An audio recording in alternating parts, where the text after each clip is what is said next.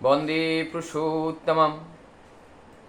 हम लोग जानते हैं जीवन में दीक्षा की ज़रूरत होती है, चाहे वो भगवान राम हो, कृष्ण हो, बुद्ध हो, जीसस हो। सभी ने अपने जीवन में साधारण मनुष्य जैसा सब कुछ उन लोगों में होता है, जैसे बीमार पड़ना, हंसना, शौच कार्य करना, जागना। एक मनुष्य के देह में जो कुछ भी होता है, जो पुरुषोत्तम रक्त मांस शरीर धारण करके जब पृथ्वी में आते हैं, उनके जीवन में भी ये सब कुछ होता है। ऐसा ही जो साधारण घटना हम लोग जानते हैं, जीवन में गुरुकरण, गुरु को गुरु करना, ये प्रत्येक मनुष्य समाज का एक प्राइमरी रिस्पॉन्सिबिलिटी है और ये प्राचीन काल से चला आ रहा है। लेकिन आज का समाज, अधिकांश लोग इस कार्य को भूल चुके हैं। अपने जीवन में चकाचौंध भरी इस दुनिया को देखकर बहुत ही आकर्षित होकर अपने जीवन के वास्तविक उद्देश्य को भूल चुके हैं। इस भूले हुए ध्यान को सही दिशा में लाने के लिए ही पुरुषोत्तम इस धराधाम पे आते हैं, लेकिन वो तब कुछ कर पाने में समर्थ होते हैं जब हम उनके शरण में जाते हैं। जैसे हमारे सिर में लंबे लंबे बाल हैं, लेकिन ये लंबे बाल छोटा तब होगा जब हम नाई के पास जाएंगे। बारिश हो रही है, बाहर हम हैं, भीगेंगे जरूर। भीगने से अगर बचना है तो छतरी के नीचे जाना पड़ेगा। इस तरीके से जीवन में अगर हम आनंद की अनुभूति कर लेना चाहे, आनंद का लाभ लेना चाहे, तो हमें जाना पड़ेगा, गुरु के शरण में जाना पड़ेगा। इसलिए परम पुरुष जब भी आते हैं, वो भी एक साधारण मनुष्य की तरह आचरण करके हम लोगों को दिखाते हैं। गुरुकरण की जो परंपरा, परम दयाल श्री ठाकुर जी का दीक्षा स्वयं उन्हीं के माता मनमोहिनी देवी, उन्होंने अपने गुरुदेव के निर्देश से ठाकुर जी को दीक्षा दान किया था। लेकिन हमारी माता मनमोहिनी देवी, उनको हुजूर महाराज के माध्यम से दीक्षा प्राप्त हुआ था। जब ठाकुर जी का जन्म हुआ तब सरकार साहब के माध्यम से उनका दीक्षा दान हुआ। ये दीक्षा के लिए जो जिम्मेदारी माँ को दी गई थी, इसमें आज जो एक सबसे इम्पोर्टेंट बात है, किस तरीके से हम लोग यह मान पाएंगे कि ये संत मत के जो नाम हम लोगों ने प्राप्त किए हैं, उसका जो मूर्त प्रतीक है, उस नाम का जो प्रतीक रूप है, उनका नाम का जो स्वरूप है, वो स्वरूपों का आविर्भाव आज हो चुका है। और इसका आगाज हम जानते हैं महाराज साहिब के एक वाणी के अंतर्गत ये हम लोगों को मिलता है। लेकिन इसको जब हम जानेंगे और इसके बारे में विश्लेषण करेंगे, तभी वास्तव में हमें इसके बारे में अनुभूति होगी, ज्ञान होगी। महाराज साहिब के वचन वाणी में है, अभी कोई बच्चा सता संत हो। कह रहे हैं कि कोई बच्चा ऐसा आएगा, ऐसा एक मनुष्य का जन्म होगा, स्वतः ही वो संत होगा। उनको सिद्धि प्राप्त करने की ज़रूरत नहीं होगी, वो जन्म से ही संत होगा, जिसके अंदर से स्वतः ही स्फुरित होगा।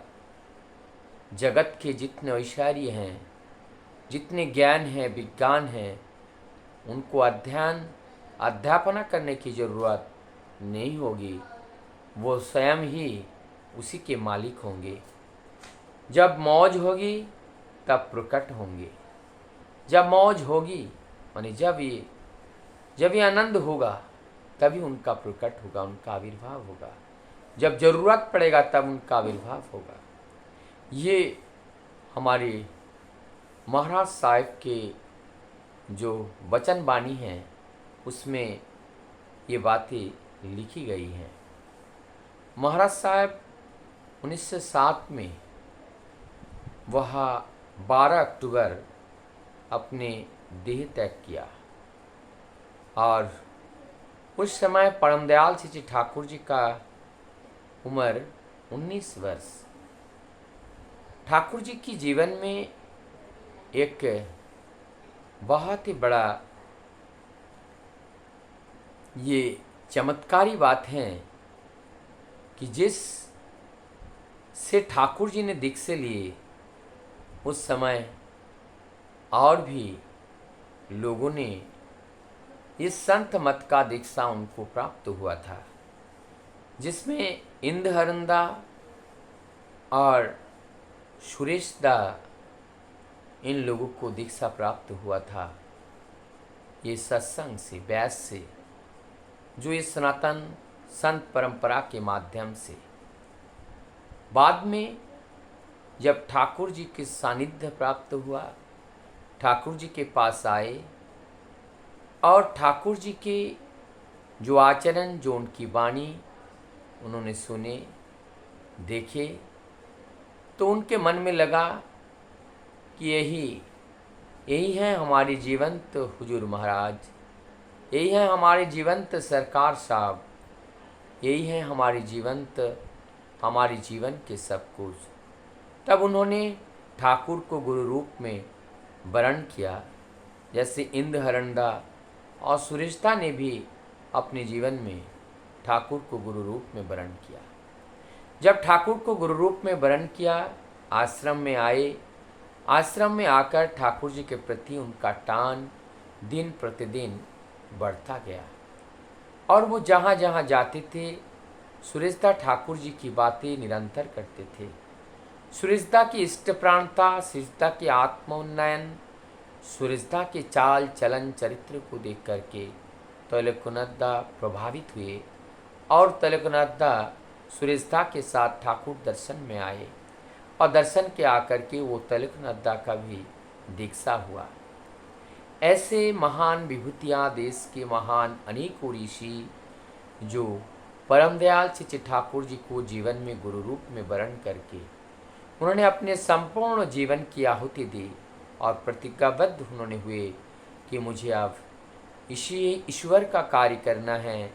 यही युग के जो मालिक हैं, जगत के जो पिता हैं, उन्हीं का ही शरण करते हुए उनकी बात को इस जगत में प्रत्येक घर घर तक ये प्रचार करना है, क्योंकि हम अकेले बचेंगे इससे कुछ नहीं होगा, जगतवासियों को बचाना पड़ेगा। अब यहाँ पे एक बहुत ही सुंदर जो बात है हम लोग जानते हैं, जब ठाकुर जी के जो गुरुदेव हैं सरकार साहब जब अपने देह को छोड़ते हैं और पंच तत्व में विलीन होते हैं, तब वो अपने शिष्य आनंद स्वरूप को कह के जाते हैं।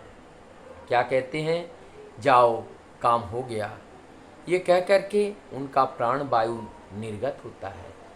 इधर ये जो घटना है ठाकुर जी की दीक्षा के बाद का ये घटना है और उन्होंने कहा काम हो गया का मतलब अब वो युग के मालिक का आविर्भाव हो चुका है। जो संत मत के जो बीज नाम है उस नाम का मूर्त प्रतीक के रूप में आज वो आ चुके हैं। तो ऐसे महान विभूतियाँ जो उस समय के जो ऋषि थे, जो मुनि थे, जो तपस्वी थे, आज परम दयाल के से चरण में वो सत्संग के एक वाहक बनकर इस धारा में, इस युग में, इस जो बहाव में आकर अपने जीवन को नौछावर किए। और ऐसा यही हम लोगों का पुकार है और यही उनका आवाज़ है। आज अगर हम सुन करके अपने जीवन को उनको नहीं पाते हैं, प्राप्त नहीं करते हैं, हम बहुत कुछ खोएंगे। जब वक्त आएगा तो शायद हम रहे या नहीं ना रहे, इसका कोई पता नहीं। हमारे जीवन की गति निरंतर बदलती हैं। आज मैं कुछ हूँ, कल मैं कुछ हो जाता हूँ, क्योंकि हमारे जीवन का जो कोशिकाएं हैं, इस कोशिकाओं का निरंतर बदलाव होता है और इसी बदलाव से हमारे जीवन में एक बहुत बड़ा बदलाव आता है। और मैं यही कहूँगा, परम दयाल श्री ठाकुर सद्गुरु के रूप में धरा में आविर्भूत हुए हैं। हम सभी लोग उनका शरणाश्रित होकर के एक सन्यासी जीवन, एक तपस्वी जीवन, एक साधनामय जीवन, एक सिद्धि का जीवन, एक सुंदर एक मनुष्य का जीवन व्यतीत क्यों ना करे। आइए हम सब परमपिता को पकड़कर उनका दिशा को मानकर हम चले। ना तो हमारे देश में कोई भूखे रहेंगे, ना तो दुखी रहेंगे। शरीर है, दुख रहता है, कष्ट रहता है, लेकिन वो आसमान में जो बादल हैं उस तरह ये छट भी जाती हैं। इसलिए चिंता करने की ज़रूरत नहीं है। हमारा ये देह नित्य नहीं है, अनित्य है। एक दिन इसका क्षय होगा, इसलिए इससे मोह करना, इससे आसक्त करना हमारी मूर्खता होगी। हम शरीर नहीं हैं, हम आत्मा हैं। यही सोच के हमें जीवन जीना है। वंदे पुरुषोत्तम।